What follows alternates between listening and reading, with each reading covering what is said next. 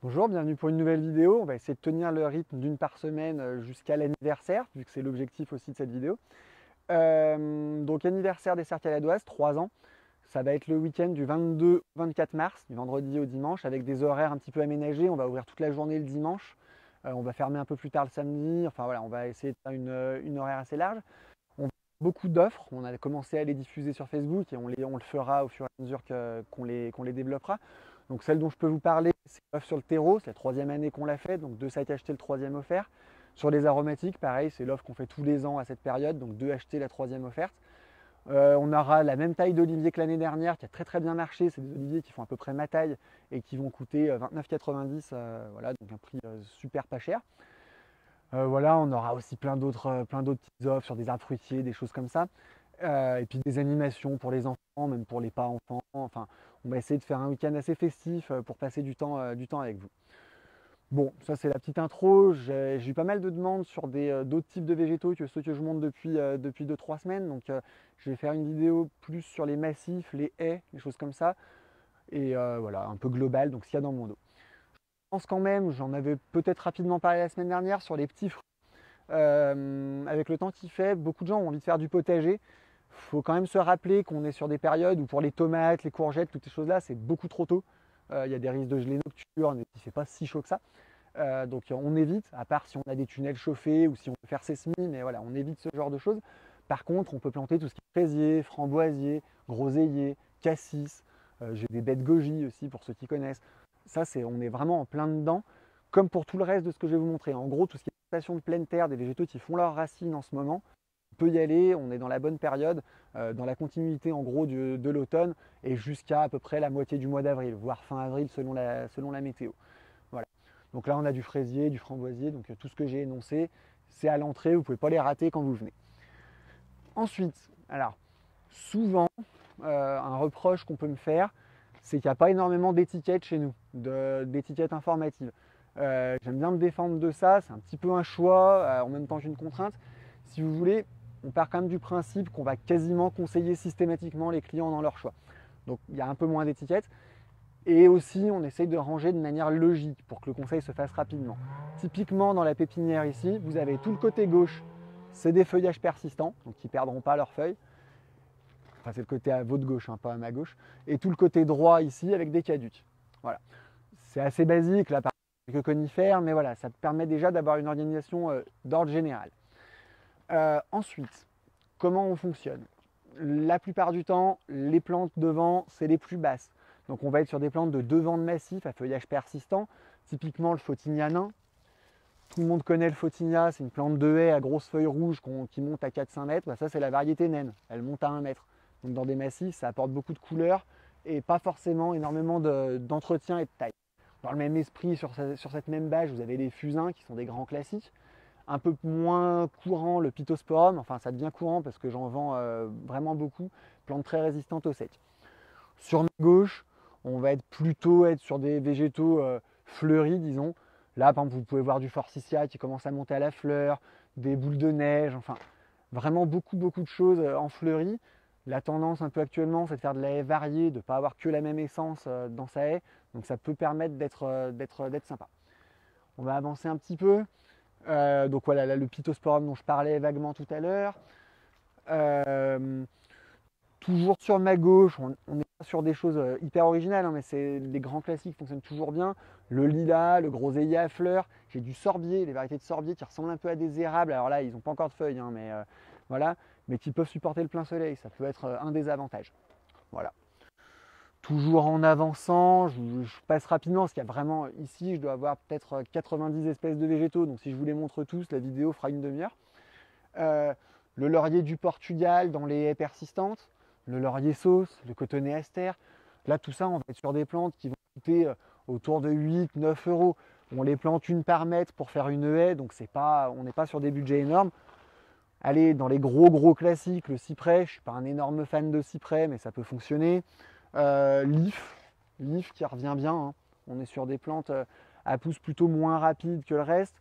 Dans les résineux, des plantes assez résistantes, c'est pas mal.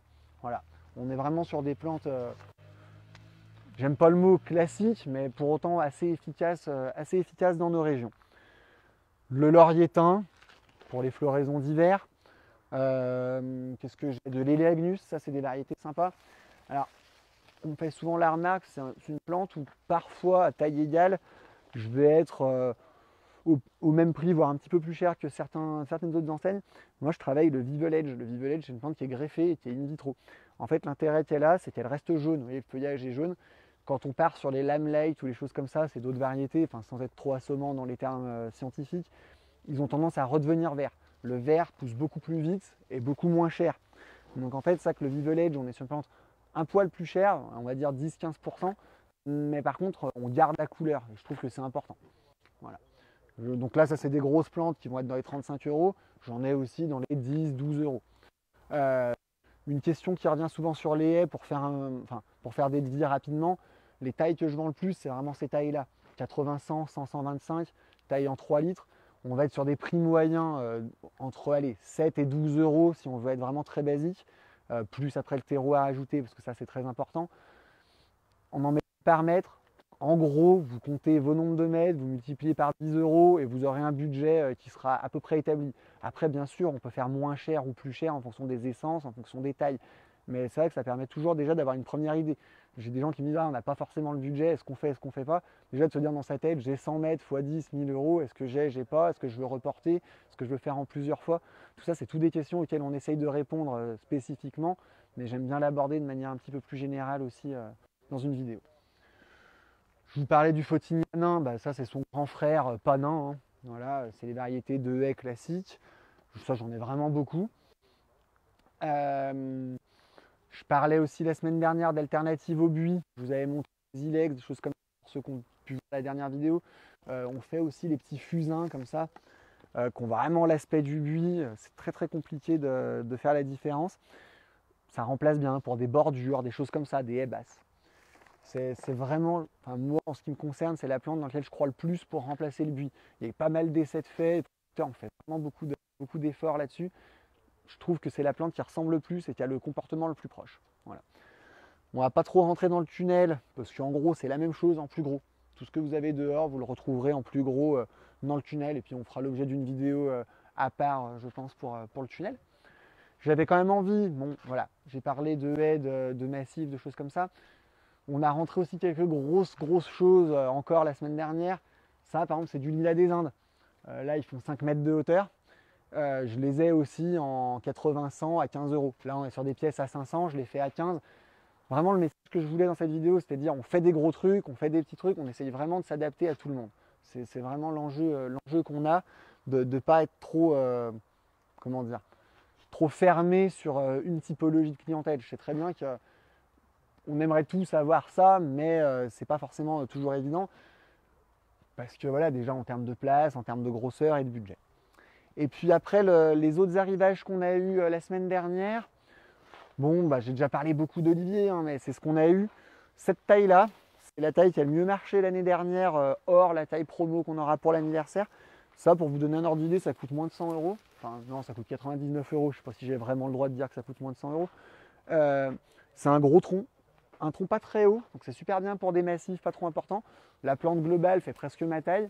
Et on a un tronc qui fait 20-25 cm de circonférence. C'est une taille super intéressante. Donc ça j'en ai beaucoup, hein, j'en ai rentré presque 200 pour donner un ordre d'idée. L'autre taille qu'on a rentré, c'est des troncs vieillis. Donc le tronc vieilli, c'est assez proche de ceux que j'avais montré dans la première vidéo, que j'ai rentré en grosse quantité. C'est un peu plus cher parce que le tronc est plus large, le tronc vieilli, c'est souvent un peu différent. Voilà, des grosses pièces. Là, voilà, on remonte dans des budgets autour de 550, 600 euros. Mais voilà, j'avais envie de les montrer, je les trouve plutôt jolis. Ça, je les avais vus chez un producteur qui travaille quand même plutôt pas mal. Et en prix, je pense qu'on est dans des domaines assez accessibles. Voilà, donc là, vous voyez, c'est ces deux tailles-là. Et je voulais quand même montrer également la différence avec les premiers que j'avais montrés sur mes autres vidéos. Les troncs lisses, donc en fait, ils sont là. Enfin, j'en ai un ici, j'en ai d'autres. Vous voyez, on voit qu'en fait, c'est vraiment deux plantes qui ne sont pas pareilles. Le feuillage est très ressemblant, mais là, le tronc est plus gros, un peu plus déformé. Je ne saurais pas dire mieux, moins bien, c'est juste très différent. Ça, c'est une question de goût. Et justement, après, je pense que c'est important d'avoir les deux. Voilà. Et puis on a réaménagé donc toute cette plateforme qui sert plus de stock le reste de l'année par rapport au printemps pour vraiment proposer un large choix. C'est un espace qui n'est pas ouvert aux clients le reste de l'année. Là, pour les 3 mois de printemps, on va l'ouvrir pour vraiment vous proposer un très très gros choix. Là, je pense que j'ai à peu près 300 pièces d'olivier ici. Voilà. S'il y a 3 choses à retenir de cette vidéo, c'est l'anniversaire dans 3 semaines en gros. C'est le fait qu'il ne faut pas hésiter à venir nous demander, on est capable de passer du temps avec vous pour vous guider, vous conseiller. Moi je suis toujours embêté quand je fais des vidéos pour pas qu'elles soient trop longues, je suis obligé de trancher mes explications. Si vous venez me voir, je suis très très compliqué à arrêter quand je me mets à parler. Donc faut pas hésiter, c'est vraiment notre credo, vous donner le conseil et puis voilà, avoir le choix. On a vraiment mis un accent très très fort sur le choix cette année. Les autres années, il y avait le choix, là j'ai encore voulu passer ce cap-là. Voilà. En tout cas, je vous remercie de m'avoir écouté. Je vous souhaite un bon week-end presque. Voilà.